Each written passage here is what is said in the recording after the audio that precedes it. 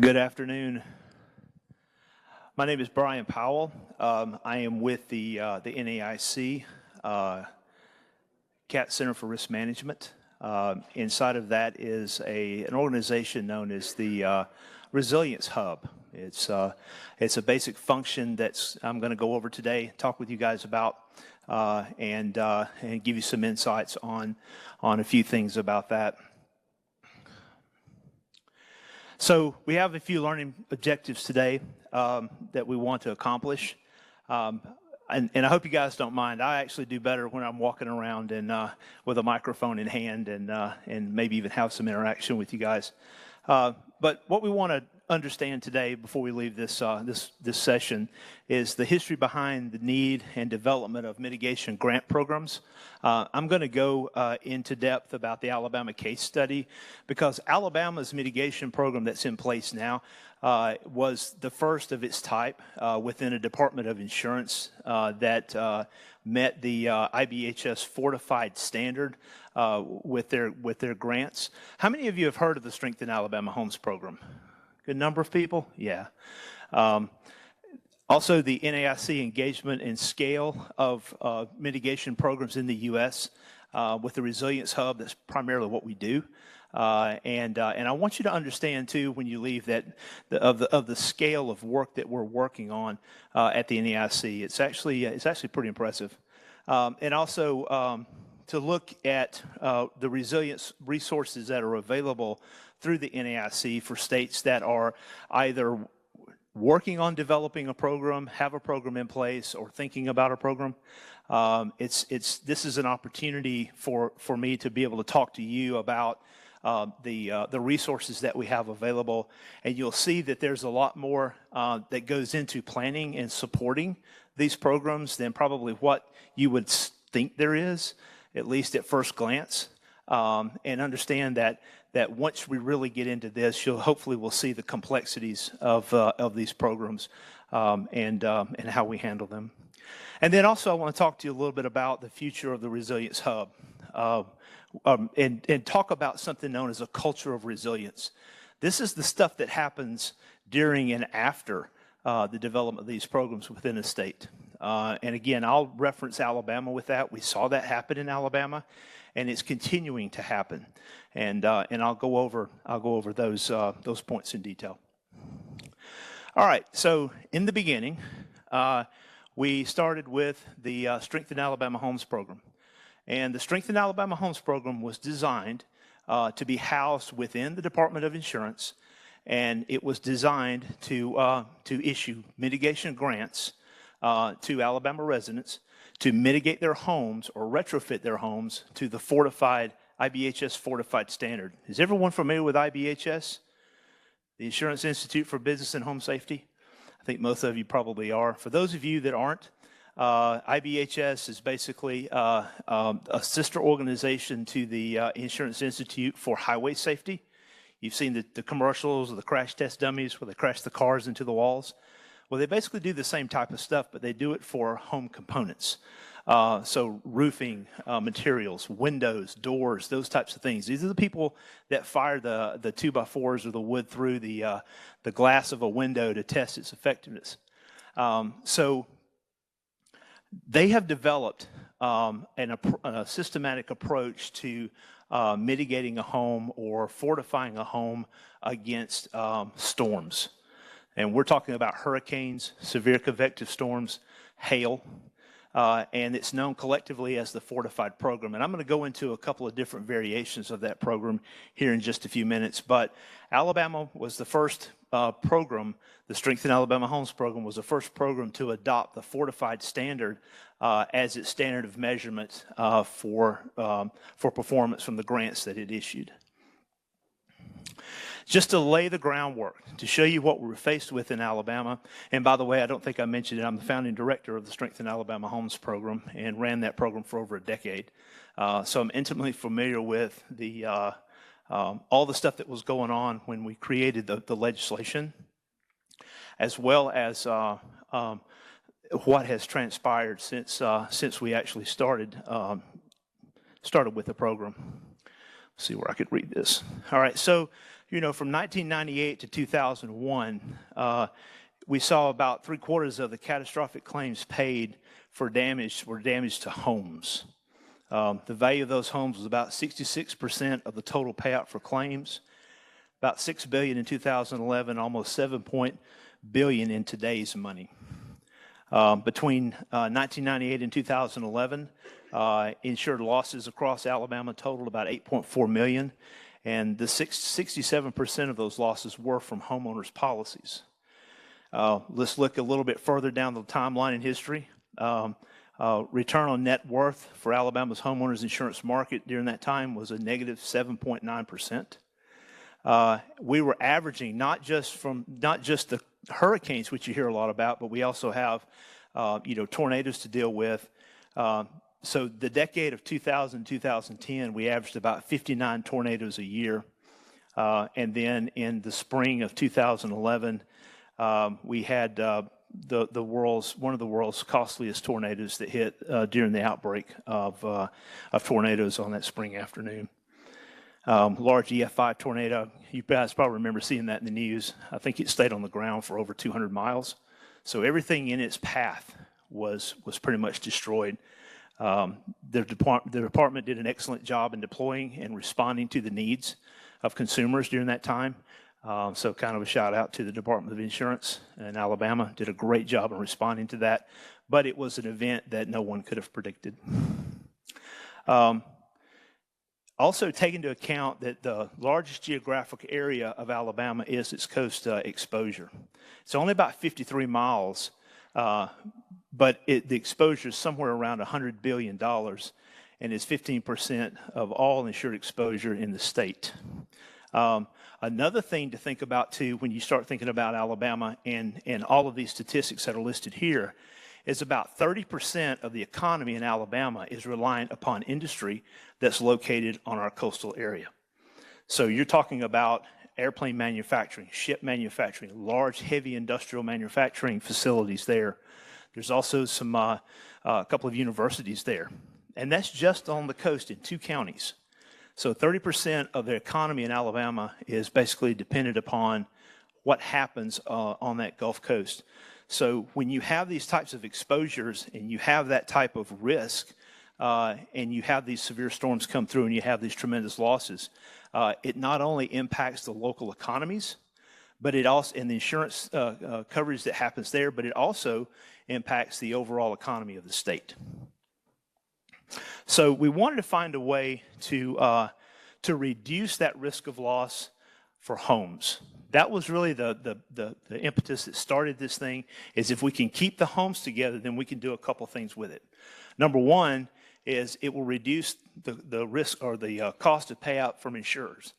And secondly, if we can keep a home together, whether the folks are able to stay in the homes or either they're able to go back into the homes quickly after the storm, then what they're able to do is perhaps go back to work faster, feeding into the economic system, our tax base, and the economy can recover faster. And remember that 30% I told you about? We want to make sure that we don't miss out on that as we move through the year. So in 2011, the Alabama legislature passed Act 2011-643, which established the Strengthen Alabama Homes program. Now, one thing about the Strengthen Alabama Homes program, because it was the first of its kind, we really didn't know what to do or how this was going to look. All we knew is we needed to do something, and this seemed to be the most likely thing that we needed to do. So the legislation that was written was only about 3/4 of a page. It only did a couple things. One thing it did is it established a treasury account so we could move money there to spend it on grants. And secondly, it gave the Department of Insurance the authority to establish a grant program. That's it. The inner workings of how the program was to be designed and how it would operate was totally left up to the insurance commissioner to determine. And that's when I got involved. And started working on the design of the program. Had a great team at the Department of Insurance, had total support from the insurance commissioner. We also had total support from the legislature and also from the insurance industry. It took some time to get some of those folks on board, but this just makes sense to do. and it's the right thing to do. So we designed this program, and we put it into operation, and we issued our first grants in a pilot program actually sometime around 2012, 2013, and then started issuing regular grants to the masses only in our two coastal counties, Mobile and Baldwin County, in about 2014, 2015. Since then, the Strength in Alabama Homes has grown exponentially. Actually in 2018, the program was authorized to go statewide. As I mentioned before, we issued grants in the two counties to begin with. We're only authorized to work in those two counties. But then after we saw the success of the program, we received authorization to go statewide, in which we did. The grants that they issued are now up to $10,000.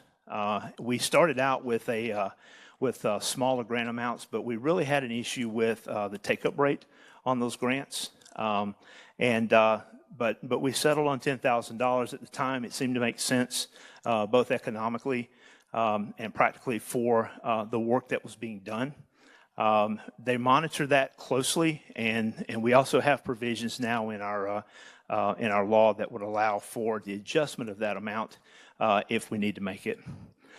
As I mentioned before, the Strength in Alabama Homes program adopted the fortified standard to retrofit their home. Now, keep in mind there are actually two different programs within the fortified standard. One is a hurricane program. It's a little more robust than, say, the second program, which is the high wind program. And we will see the hurricane program, obviously, in the high wind areas along coastal counties. And then as you move inland, when the winds subside a little bit, that's when you'll start seeing the fortified high wind program go into play. Another piece to that is that there's a hail component that's attached to the high wind standard that can be applied if a homeowner wishes to do that.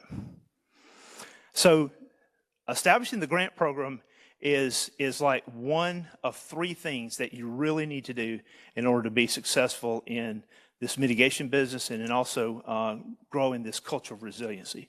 So establishing a pathway for people to receive funding in order to get to the fortified designation is one of the components. The second component, and it's also something that we put into legislation, was premium discounts. So Alabama took a pretty bold approach on that, in that it mandated all insurers writing homeowners insurance in Alabama to provide a mitigation discount. But what Alabama did, I think that was really smart, is that we looked at where was kind of like the middle ground on no discount versus a mandated set discount. And what we came up with is we came up with a benchmark.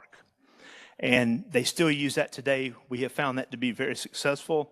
There are other states that are adopting that will prove to be very successful. And effectively what the benchmark is it's just what it implies. It is a point in which we value mitigation, and with rate filings or with insurance companies offering that discount in their rate filings, they are to express what those discounts are. We have a provision there that states if you meet the published discounts or benchmark discounts that are published by the Commissioner of Insurance, that you do not have to justify that discount in your rate filings. If it's below that benchmark, then you do, and it has to be actuarially justified.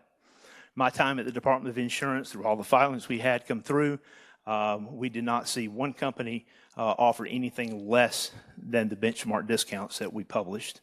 As a matter of fact, what we started seeing is we started seeing companies offering much more than the benchmark discounts than we set on. So this has proven to be very successful, and it's also the second prong of things that you need, or the second thing that you need to make the mitigation programs and work to build this culture of resiliency. Just a side note right now, something that we do at the CAT COE at the NAIC is we work with states to help them calculate what those benchmarks can be. We go in and we look at those rate filings and we calculate what the value of that is, so that as states come online with these programs, that's a tool that they have in order to use to help jumpstart or at least help give a pathway for folks to get into a mitigated home and save some money. So, like again, that's the second prong of this venture. Another thing with the benchmark discounts, if you're a state thinking about doing this, is that IBHS does like a regular update to their fortified standard. So they will change components, the location of the components. Some will be in one level of fortified, some will be in the other. And I think it was about 2 or 3 years ago, IBHS updated their standards. So they moved some of those components to another level of fortified. And by doing that, you run the risk of affecting the value of that mitigation. So one of the things that we're trying to do with states, working with them on these benchmark discounts, is to get on some type of schedule so that as IBHS goes through their routine update, we can routinely work with states and update their benchmark discounts as well and give them those values. Something else we did, and this actually came around after the Strengthen Alabama Homes program was established. This came around probably about 5 years later, because one thing we noticed was that as we were issuing grants, there was kind of a run on the bank. Everyone wanted a grant, so we started having a lot of excess applications coming in. We started having to deny people grants just because of the demand, but yet we were still getting the storms, we're still getting the damage, and we really wanted to have a pathway for folks to get a fortified home or a fortified roof without having to pay the actual total cost for that, because there is a slight upgrade charge from a standard roof whenever you have to replace your roof. Excuse me. So we came up with the notion of a roof endorsement. And the way the roof endorsement works is for a sum of money, and I want to say that it was somewhere around $100 a year on your homeowner's policy, that if you had to replace your roof due to storm damage, that endorsement would kick in and pay the delta. It would pay the upgrade cost. So you didn't have to come out of pocket for that. You would upgrade your roof, receive a new roof, and it would be upgraded and certified by IBHS, so you could receive the designation, thus receiving the premium discounts that we had in place. I want to give you an idea of what these discounts look like. Now, this is the discount sheet, the current discount sheet for Alabama. As you see, we have a discount for hurricane, and we also have or coastal, and then we have another one for inland, which is going to be your high wind. You do see that there's a variation in the discounts because there's a variation of the value of that mitigation depending on your geographic location. And these will update hopefully soon. We've been working with Alabama on updating their premium discounts. So as soon as we finish that project and the commissioner endorses it, then the commissioner will have to issue a bulletin or have to do something in order to make that change into effect. And then when that happens, then we'll start seeing the Tier 1 documents, or these documents that are public like this. They will change with the new updates on them. Give you a little bit of idea on the scope of work, or the scale of work that we do within the CAT COE. Here's a listing, and I believe this was as of 8/29. I think we've had one little change on here. What I wanted to demonstrate is this and show the states that are already in operation with a mitigation grant program.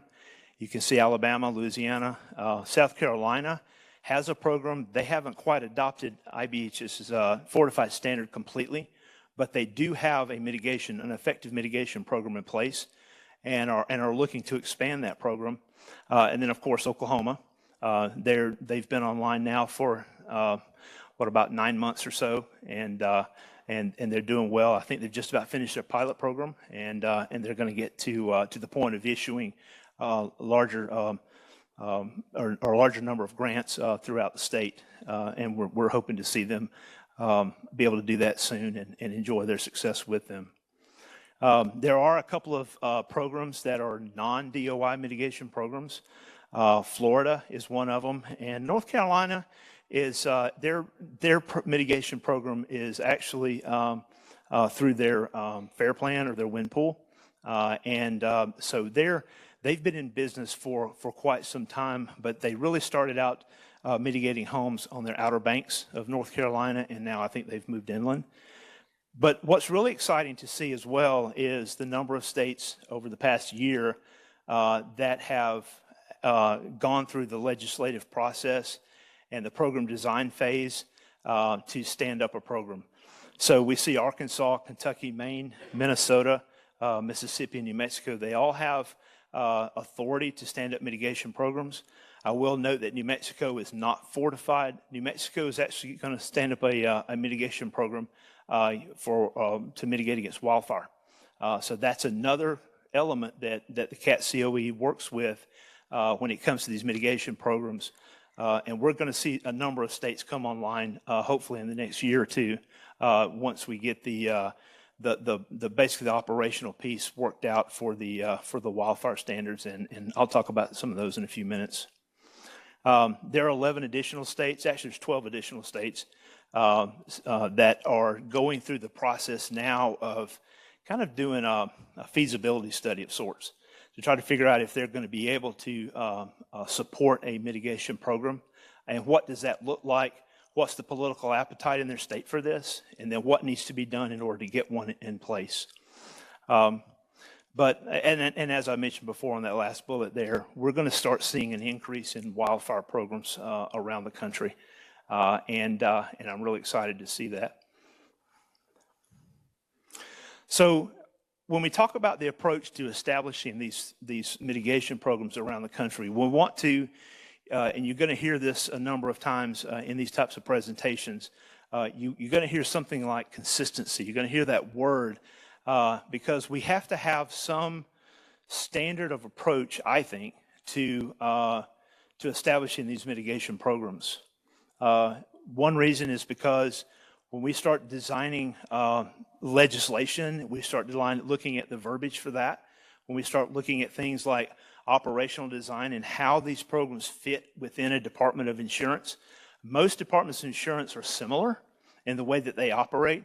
So when you have almost a plug-and-play piece that you can plug into a Department of Insurance operation, it makes it much easier to get over a lot of the hurdles that come up during the development of these programs. Another thing with that consistency piece and the way that it plugs into a Department of Insurance is we really have to understand the interrelations between that particular Department of Insurance and other state agencies. Because it's not just the Department of Insurance that's going to be working on this. You're going to have other state agencies involved, such as your Department of Finance, Department of Revenue, Secretary of State's office. If you have any licensure boards or any other entity that handles the licensing of contractors, they're going to be involved. So there are a number of agencies that can be involved in this, depending on how your state is designed. But when we have a consistent approach, when we go to those departments and talk with them about what we're doing, we know what to tell them. We're being consistent in our message between all of the agencies that we're working with. And then also the program operational piece. At this point for Fortified, it's almost academic. We can almost plug and play at this point, excuse me, at this point, one of these mitigation program operationally. We do have to make some adjustments for maybe some nuances within your state and how they operate, and also the standard that your program has adopted. Other than that, for the most part, operationally, we have a very successful process, and it's really modeled after the Alabama program. Also, when we're being consistent, we want to be consistent for the insurance companies and partners that we have.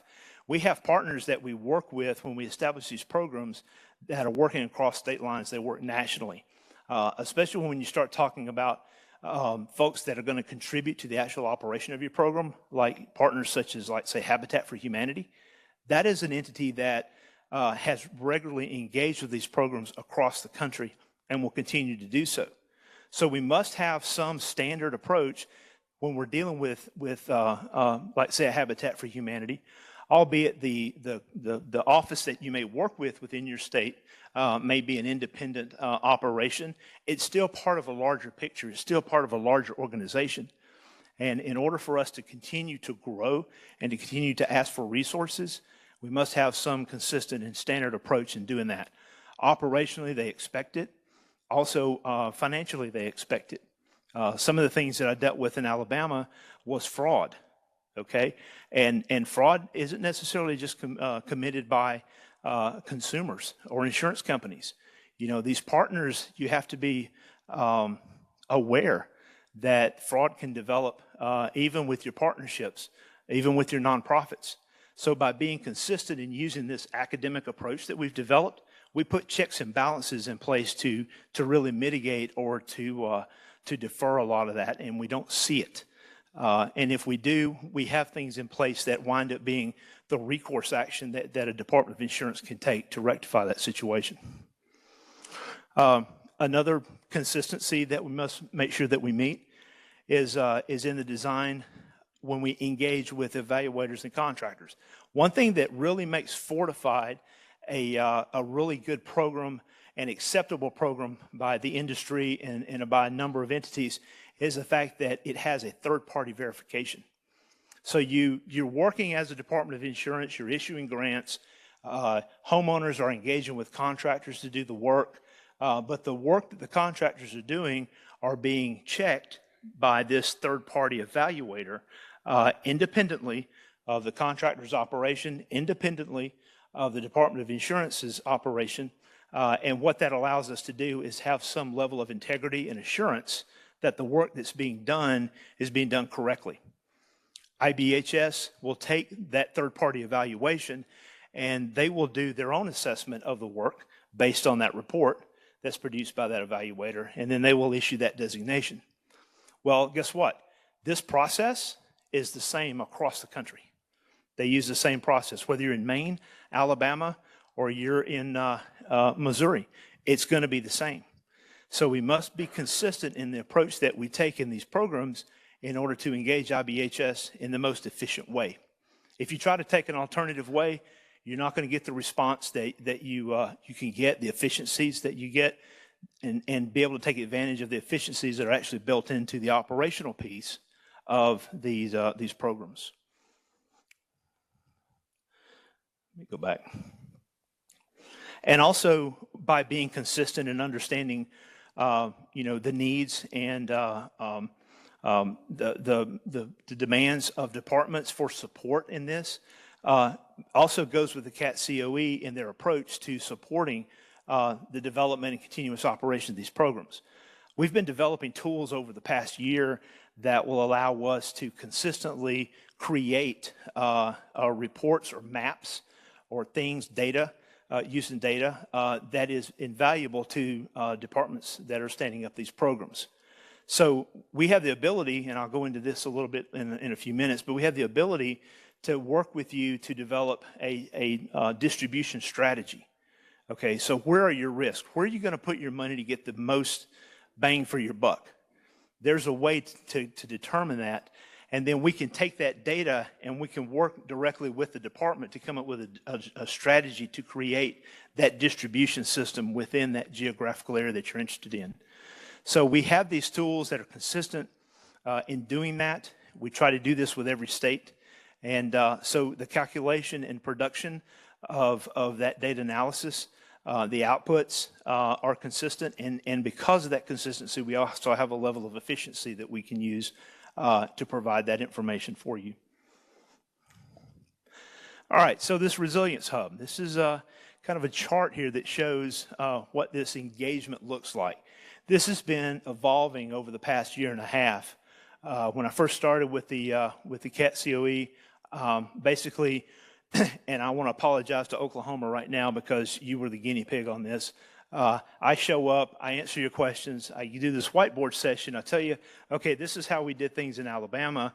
You know, what of this can you use to create the same thing or replicate this in Oklahoma? So we had to go back and forth on a lot of things. I bring in partnerships, folks like IBHS, and then folks like Smart Home America, who actually does a lot of outreach for us. And then also the Federal Alliance of Safe Homes, or FLASH, they do a lot of messaging for us. So bring these folks in. They work with the Departments of Insurance to assist them in furthering develop their program. But like I said, with Oklahoma, this was kind of our test case to do that. But now we've gotten to the point where we're getting pretty efficient with it. It's still under development. We're still learning. After every state we go to, we're still learning how to do this better. But basically the engagement is that once we receive the call, then we'll do some initial, we'll have some initial conversation over what you want to accomplish. What are your goals for these programs? And then after that, we'll design some process for you to consider implementing within your Department of Insurance. And that's usually done through a whiteboard session. I usually travel to the Department of Insurance. I'll engage with the insurance commissioner, senior staff, and we'll look at the constraints they have. We'll look at what authorities that currently exist, and then we'll design this process that they can look at to implement in order to create the program. Additionally, what we do at the same time is we start gleaning from that process what authorities do they have and what authorities do they need. So if the Department of Insurance needs authority to do X, Y, and Z, we want to make sure we capture that, because simultaneously, as we're developing this process, we're also developing policy. We're developing the actual language for the statute, for the actual law that will be filed with the legislature for passage. So we're really doing two different things here. We're figuring out what we need, what we can do, how to do it, and then we're figuring out what to ask for and what these authorities need to look like. And it's, like I said, it's done simultaneously. Another big piece to this is that a lot of this work that's done simultaneously may take time. So the sooner you get started on this piece, the better. When you start talking about managing grants, okay, for programs like this, and these are grants at $10,000 a piece perhaps, and they're, you know, over several 10 millions of dollars. That's a lot of information that's going to come into the department. I know the insurance side collects a lot of this, but we don't necessarily use the systems that are in place right now at the NAIC to capture this information, so we have to develop it. So the development of a grant management software takes time, and it's something that we need to get started on pretty early in the process. So pretty much as we're developing the policy language, we're also looking at what are your options on how are you going to manage this data that's coming in. And then from that, we start bringing in the partners, as I mentioned, Smart Home America, Flash, some of the others, and they start working on strategies to get legislative support if you need it, to get support of trades such as your Home Builders Association and any other entity that's in your state that we need to bring into the fold and teach them about Fortified. We're able to start doing that outreach pretty quickly, so that by the time your legislation works its way through the process, you actually have something that could be operational fairly quickly. One thing I've learned about going through the whole policy process across the country is that you almost never know when you're going to have to start this thing. And there's an expectation. If they give you a start date, then the expectation is there to meet it. So we need to make sure that we're positioning ourselves so that we can start this this operation as soon as we need it.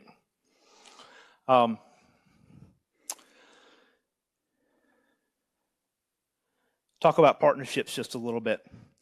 So we have three prongs of how this operates, and I kind of alluded to it just a little bit in what I was just talking about. But we have IBHS, which is a key component of this, and then we have our advocacy partners, and that's when Smart Home and Flash really comes into play. And then, of course, we have the NAIC and all the resources that we bring together. We've been doing this type of work for quite a while. We developed this model and define these roles that we take on. I guess this was probably back in 2012, 2013. It's when we really started looking at this, because we really wanted to have a model that we could follow to create a program. And as we got into it, we wanted to make sure that we put in there elements that would ensure us to be able to go to other states and create these programs based on some operational model. But we also wanted to put things in place where we could do this, where we could replicate this process and also scale it. because there are some programs out there, although Alabama has the first model program, there are states out there that have a lot more funding than Alabama does and have already started to catch up with Alabama. But they will see that that the scaling piece of this is a real advantage in its design, because now we're going to be able to handle all the work that is coming in for these grant programs. Like I mentioned before, using this model of partnerships, also using the model that we have for the processes. We've developed 5 programs across the country so far. And I know I've been here for a little over a year and a half with the NAIC doing this, but this was the type of work that I was doing in Alabama in the latter part of my career. I spent the last probably 3 or 4 years working with states and helping them kind of create models and kind of answer their questions and help them move forward toward creating mitigation programs. But we've actually captured this now in actual workable models that we're utilizing with every state that we work with. Just to show you that in the center of this graph, you'll see that the establishment of retrofit grant resilience programs, that's the engagement piece. That's the piece that we just work through when we work with policy, and then we also work with operational pieces for the to create a program. But on the outer ring of this is the technical support that we have available to you through the CAT COE. CAT risk and assessment prioritization. You know, we're talking about risk. We're talking about these risk maps. We're talking about where can we go into a state and invest and get the biggest return for your investment. That's the capability that we have. The mitigation premium discounts, mentioned that already. That's where we can go in and help you calculate the value of those discounts and get those in place.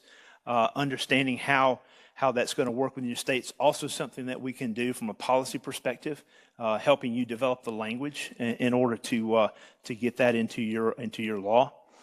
Also, your DOI rate filing review. We want to make sure that insurance companies are issuing the discounts that they're saying they are, or it's been mandated. So there's a way to learn to do that if you don't know already. And then program enhancements and tracking success. These are things that can be baked into the programs that will allow us to extrapolate data to analyze the performance of the programs. We've done that in Alabama on a number of things. And it can be something just as simple as a questionnaire that is prompted to the applicant at the beginning of the application process, and put some questions in there, just some basic questions. We can pull so much information from that in order to analyze how this program is performing. Also, there's other data that's out there, you know, from IBHS and from other sources, where we can look and see how these programs are affecting the industry and how they're affecting the economy. All right, so just want to briefly go over some of the tools that we have at the CAT COE that's available to states. As you'll see here, here's another table that shows the discounts and what they look like when we're done with the calculations, and you'll see how they're broken down. In this particular example, it's given that the discounts and how they're applied to the age of roofs at the different levels of fortified. If I know I didn't mention it earlier when I talked about fortified, but there are 3 levels of fortified. Currently, there's fortified roof, fortified silver, and fortified gold. Roof is basically what it is. It's a roof covering. When you start getting into the silver level, you start talking about opening protection. So windows, doors, garage doors, those types of things, plus roof, it's included. Gold is typically for new construction, and what that is also the implementation of a continuous load path. And it also includes roof and silver.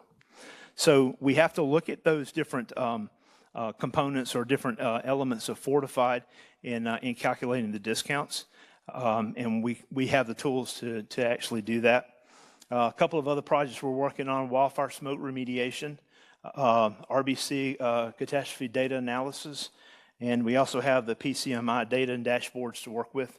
So there are a number of resources there. We also have a license for a Moody's catastrophe model. We use that to run data to produce a lot of those risk assessments that are happening. And also we work with other CAT modelers depending on what the need is by the state. We have the ability, we have the relationships with those CAP modelers to be able to do that. So we have access to a lot more resources than perhaps the state would have. And then we're looking right now at exploring catastrophe event response information or data. We're looking at a few things now that kind of projects us forward ahead of the storms, so that we understand what the chances of loss are, what the amounts of loss could possibly be before storms hit, so that can assist DOIs in their preparation for response. CAT 101, CAT 201 training, and I believe all that's online. Is that correct? Okay.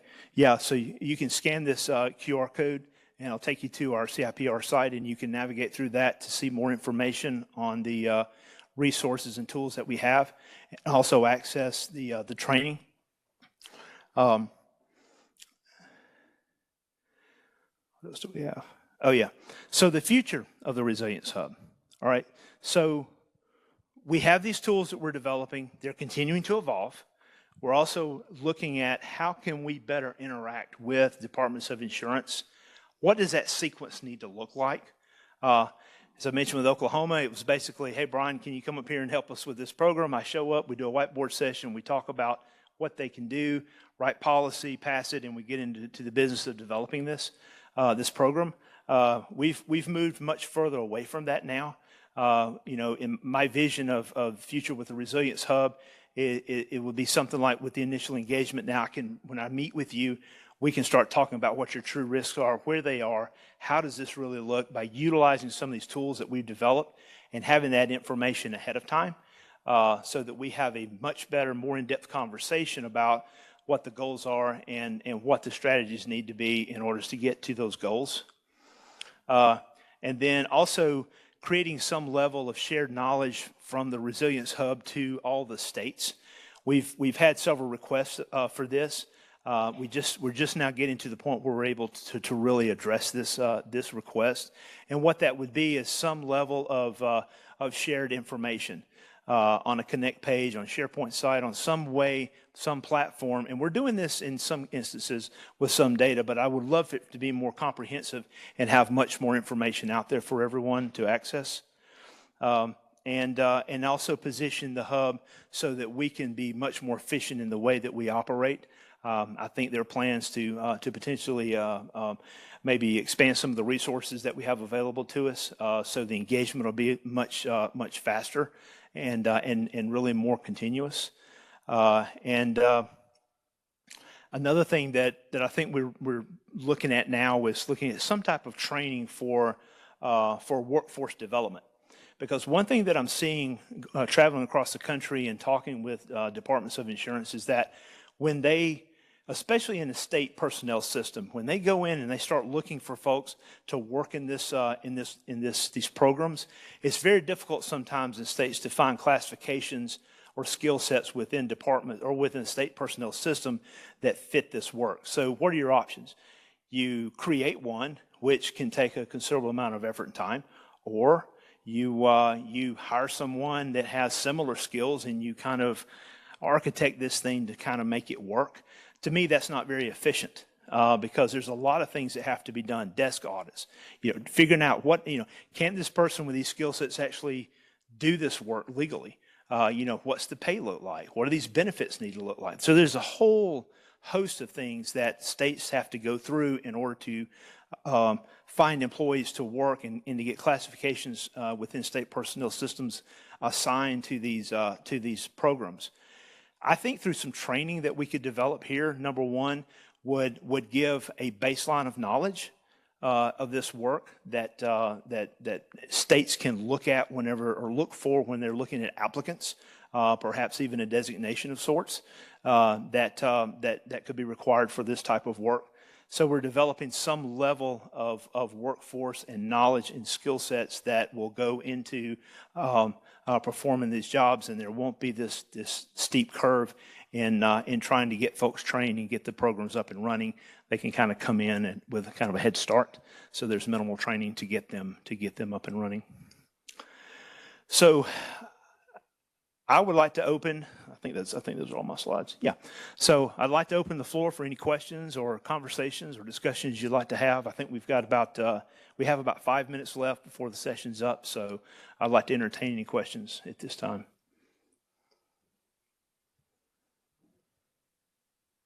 Yes, sir.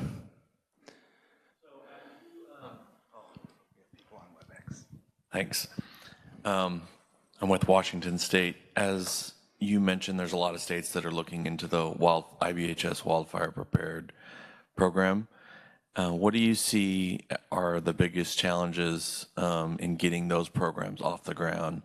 There's been a lot of success, obviously, in the fortified programs, but what do you see as some of the biggest challenges? Yeah. So right now, I'm really working on an operational piece for New Mexico, and what I'm seeing there that's a real hurdle for the DOI. Funding will always be a hurdle, so you've got to figure out what this funding mechanism looks like. Fortunately, New Mexico has a funding mechanism in place right now, but it could be expanded.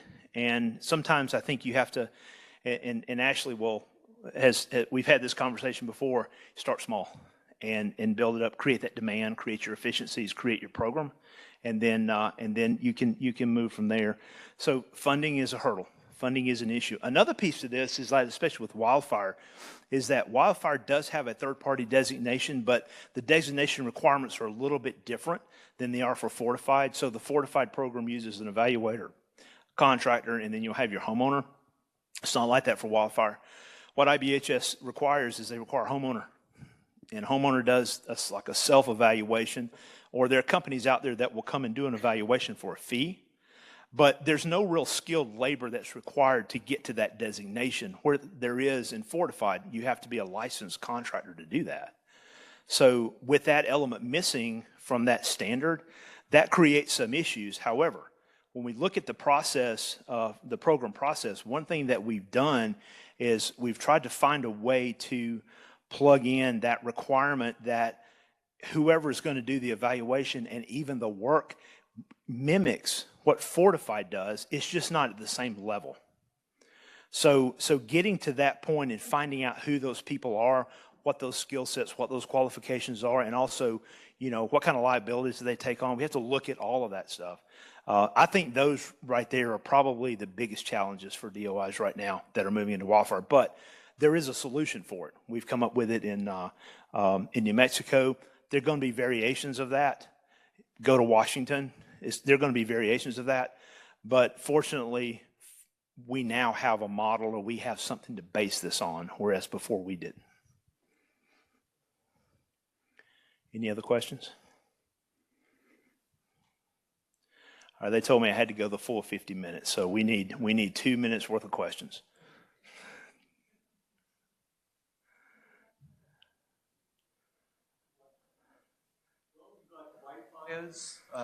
Hey, Sanjeev. Fortified, then wildfires, and what else? What else could be coming? Earthquake, seismic events. Those could be mitigated to a certain degree. But now think of it like this too. I mean, we're talking about wildfire and we're talking about wind, hurricane. We've been talking primarily here about homes, about residents. Now there are commercial standards for that too.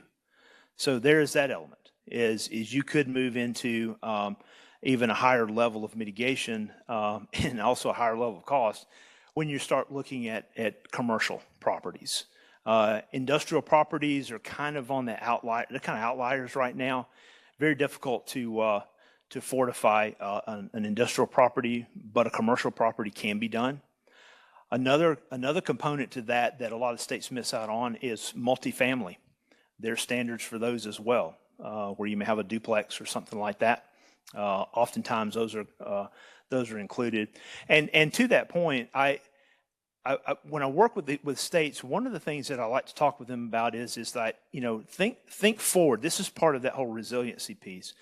Think forward and see what you can do about, especially in states like Colorado, for example, where you may have wildfire and wind or severe convective storm, where you may have multiple perils.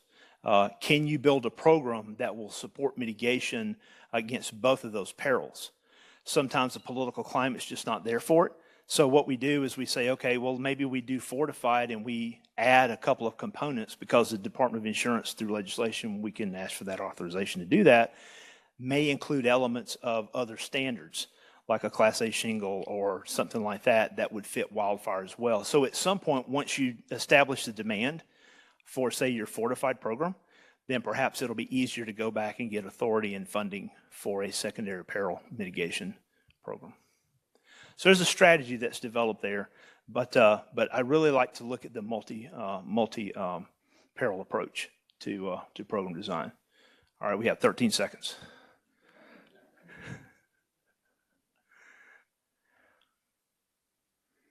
Wait a minute, guys. You bumped it to 22. What's going on here? Any more questions? Okay, I think we're good. All right, thank you for today.